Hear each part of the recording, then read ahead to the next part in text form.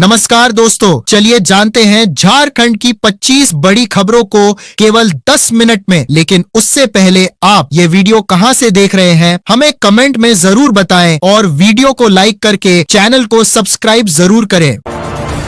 झारखंड के सभी ration card धारकों के लिए एक जरूरी खबर है। राज्य सरकार ने ई-KYC यानी राशन कार्ड की आधार लिंक करवाने की आखिरी तारीख बढ़ाकर 31 मार्च 2026 कर दी है। विभाग ने साफ कहा है कि यदि परिवार के सभी सदस्यों का KYC समय पर पूरा नहीं हुआ तो अप्रैल से राशन मिलना बंद हो जाएगा। अब तक राज्य के 85% लोग यह प्रक्रिया पूरी कर चुके हैं।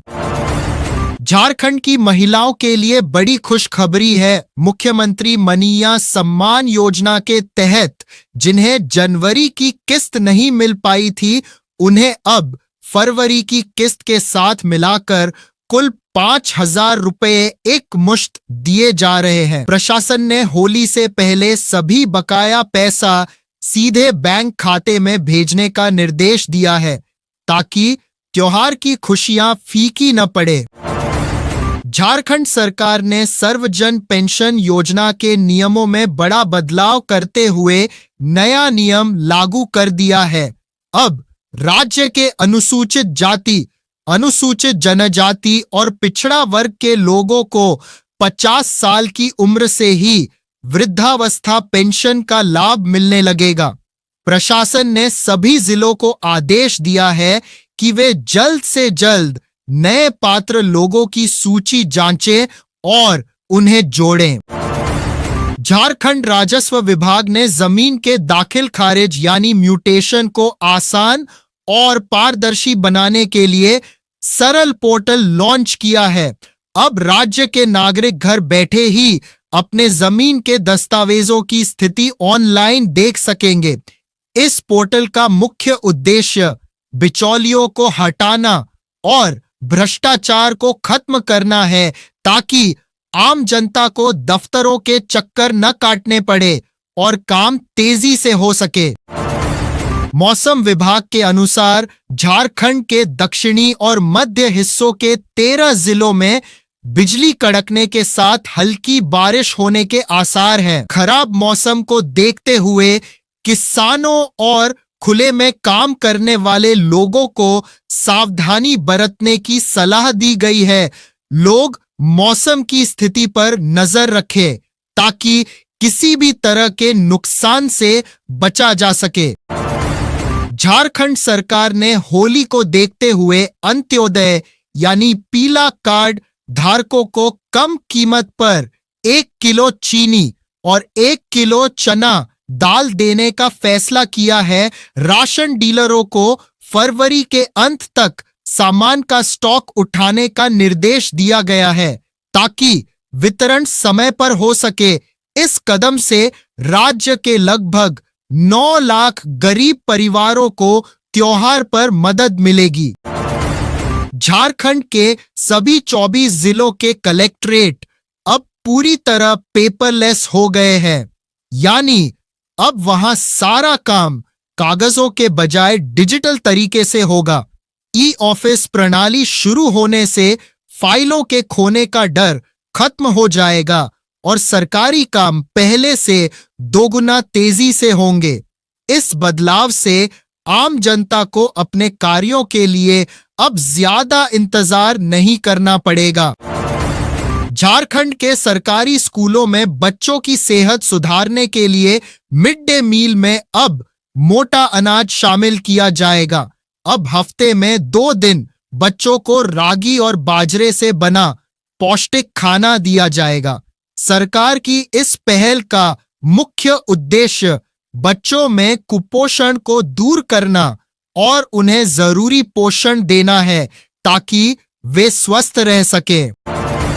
झारखंड के छोटे कारोबारियों के लिए केंद्र सरकार ने नई सब्सिडी योजना शुरू की है। इसके तहत नई और आधुनिक मशीनें खरीदने पर 25% तक की छूट दी जाएगी। सरकार का मुख्य मकसद स्थानीय सामानों को ब्रांड झारखंड बनाकर अंतरराष्ट्रीय बाजार तक पहुंचाना है, जिससे राज्य से होने वाले निर्यात में बढ़ोतरी हो सके और छोटे उद्योगों को मजबूती मिले। झारखंड पुलिस ने शहरों और कस्बों में महिलाओं की सुरक्षा के लिए शक्ति मोबाइल दस्तों की संख्या बढ़ाने का फैसला किया है। अब ये टीमें कॉलेज, बाजार और सुनसान रास्तों पर 24 घंटे गश्त करेंगी। किसी भी मुसीबत या आपात स्थिति में महिलाएं हेल्पलाइन नंबर पर कॉल करके तुरंत पुलिस की मदद ले सकेंगी, जिससे उनकी सुरक्षा और भी मजबूत होगी। झारखंड सरकार ने मनिया सम्मान योजना से जुड़ी महिलाओं को अपना काम शुरू करने के लिए 20,000 रुपए तक का बिना गारंटी लोन देने का फैसला किया है। राज्य बैंकर्स कमेटी ने इसे मंजूरी दे दी है, जिससे अब महिलाओं को आर्थिक रूप से आत्मनिर्भर बनने में मदद मिलेगी। इस लोन के जरिए महिलाएं छोटे उद्योग लगा सकेंगी और अपनी कमाई का साधन खुद बना सकेंगी। झारखंड के चतरा जिले के सिमरिया में रांची से दिल्ली जा रही एक एयर एम्बुलेंस क्रैश हो गई, जिसमें पायलट समेत सभी 7 लोगों की मौत हो गई है। बताया जा रहा है कि खराब मौसम और रास्ता बदलने की कोशिश की वजह से यह विमान क्रैश हुआ। फिलहाल घटनास्थल पर राहत और बचाव कार्य तेजी से चलाया जा रहा है। झारखंड विधानसभा के बजट सत्र के दौरान विपक्षी दलों ने स्थानीय नीति और नौकरियों के मुद्दे पर सदन के अंदर और बाहर जमकर हंगामा किया। विपक्ष ने सरकार से पुरानी भर्तियों की स्थिति साफ करने की मांग की, जिसकी वजह से सदन की कार्यवाही कुछ समय के लिए रोकनी पड़ी। इस शोर शराबे के बीच ही बाद में बजट भाषण की शुरुआत हुई।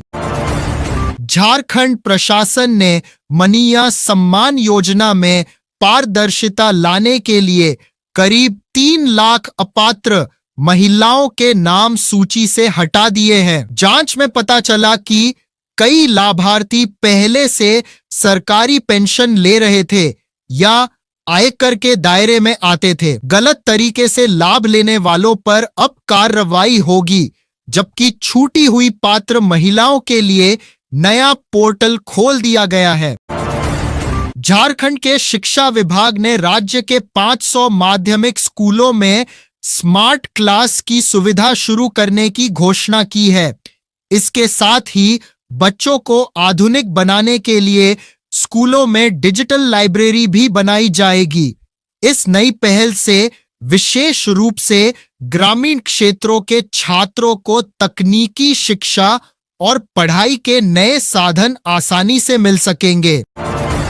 झारखंड प्रशासन ने बुजुर्गों और विधवाओं को पेंशन दिलाने में आ रही बायोमेट्रिक दिक्कतों को खत्म करने के लिए डोर स्टेप वेरिफिकेशन शुरू किया है। अब जो बुजुर्ग बैंक जाने में असमर्थ हैं, सरकारी कर्मचारी उनके घर जाकर सत्यापन की प्रक्रिया पूरी करेंगे।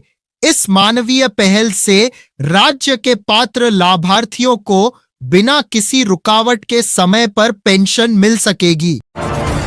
झारखंड सरकार ने राज्य के सौर ऊर्जा क्षेत्र में 500 करोड़ रुपए के निवेश को मंजूरी दे दी है। इसके तहत पलामू और गढ़वा जिलों में बड़े सोलर पार्क बनाए जाएंगे, जिससे राज्य में बिजली की कमी दूर होगी। इस विशाल परियोजना से स्थानीय स्तर पर हजारों लोगों को रोजगार के नए अवसर मिलेंगे और राज्य में विकास की गति तेज होगी। झारखंड की मैया सम्मान योजना का लाभ लेने के लिए राज्य भर के प्रज्ञा केंद्रों और पंचायत भवनों में महिलाओं की भारी भीड़ उमड़ रही है। सरकार ने 21 से 49 वर्ष की पात्र महिलाओं के लिए विशेष पंजीकरण शिविर लगाने का निर्देश दिया है। इस योजना में आवेदन के लिए आधार कार्ड, बैंक पासबुक और राशन कार्ड अनिवार्य है, ताकि नई लाभार्थी महिलाओं का पंजीकरण तुरंत किया जा सके। झारखंड के सभी प्रमंडलीय साइबर थानों को अब डिजिटल फॉरेंसिक वैन और आधुनिक लैब की सुविधा दी गई है। गृह विभाग के इस कदम से ऑनलाइन ठगी के मामलों में डेटा रिकवर करना और अपराधियों का पता लगाना अब काफी आसान होगा। राज्य में बढ़ते साइबर अपराधों को रोकने और आम जनता के पैसों को सुरक्षित रखने के लिए यह बड़ा फैसला लिया गया है। झारखंड उच्च न्यायालय ने जमीन के म्यूटेशन यानी दाखिल खारिज के लंबित मामलों को 30 दिनों के भीतर निपटाने का सख्त आदेश दिया है। अदालत ने कहा है कि बिना ठोस कारण के आवेदन रद्द करना गलत है और लापरवाही बरतने वाले अंचल अधिकारियों पर भारी जुर्माना लगाया जाएगा। इस फैसले से राज्य के आम नागरिक को जमीन संबंधी कार्यों में बड़ी राहत मिलेगी।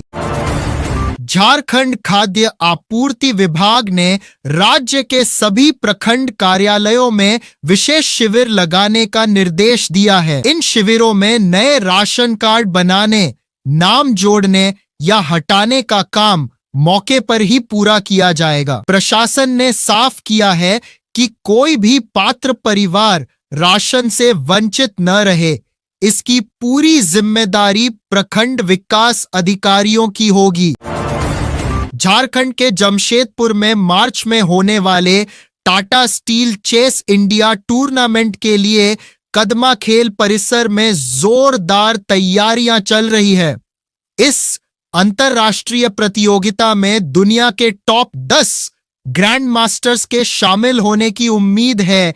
खेल पर्यटन को बढ़ावा देने के लिए प्रशासन ने शहर की सड़कों और होटलों को सजाने संवारने का काम भी शुरू कर दिया है।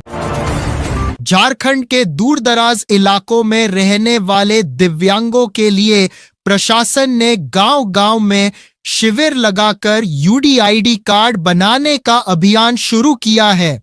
इस कार्ड के जरिए दिव्यांगों को सरकारी योजनाओं, रेलवे किराए में छूट और सहायक उपकरणों के वितरण में प्राथमिकता मिलेगी।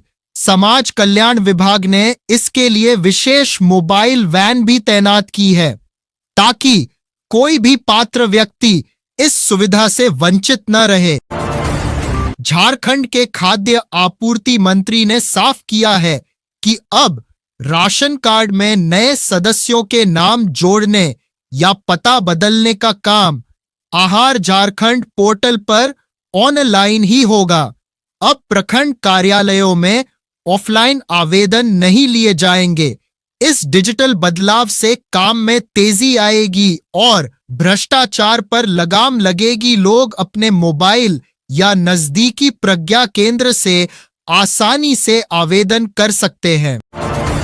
झारखंड के स्वास्थ्य मंत्री इरफान अंसारी ने विधानसभा में जानकारी दी है कि राज्य की स्वास्थ्य सेवाओं को बेहतर बनाने के लिए 422 आयुष डॉक्टरों की भर्ती प्रक्रिया शुरू कर दी गई है। इसके लिए झारखंड लोक सेवा आयोग यानी जेपीएससी को आवेदन भेज दिया गया है।